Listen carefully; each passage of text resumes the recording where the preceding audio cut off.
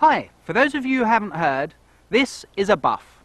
For a start, what's unique about the product is it's manufactured to be completely seam-free, which means there are no seams anywhere around the product, and there are no seams on the ends either, yet it won't fray or come undone, so it makes it the most comfortable item you can wear on or around your head. A buff's manufactured out of a microfiber, which makes it wickable, breathable and wind resistant, which means that during the really cold weather, the microfiber increases the surface area and stops cold from passing through it, yet during warm weather will allow moisture and perspiration to pass the opposite direction, making it great for hot or cold conditions.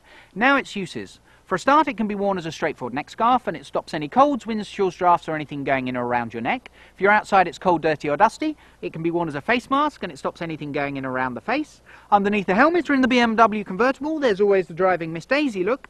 However, it will cover the back, the front, the whole of the head. Because there are no seams, you won't end up with any pressure points, so you don't get headaches or stitch marks around here. Freezing cold, simply gather it up, goggles on over the top and it completely insulates the whole of the head and the neck.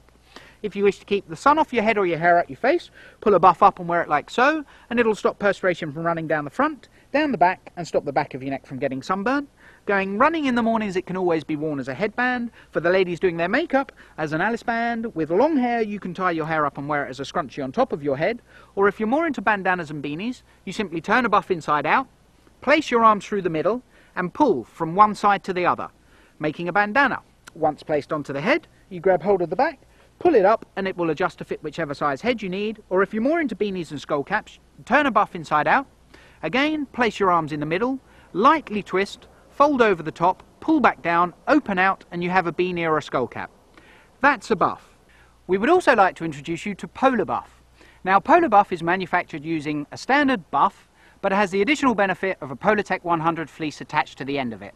The product is designed more for the winter months and the colder weather. Its uses are exactly the same as with a standard buff, except now you have the additional benefit of a Polartec fleece around here, which can be tucked into a jumper or zipped up into your jacket.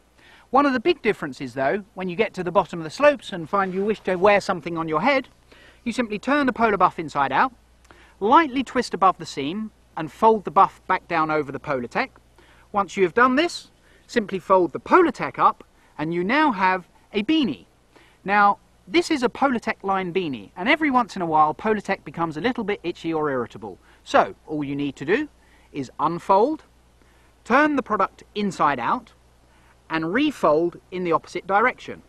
This now makes a buff-lined beanie.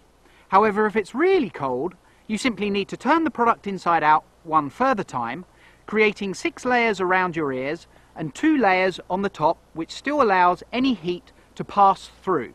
And that is a Polar Buff. Thank you very much.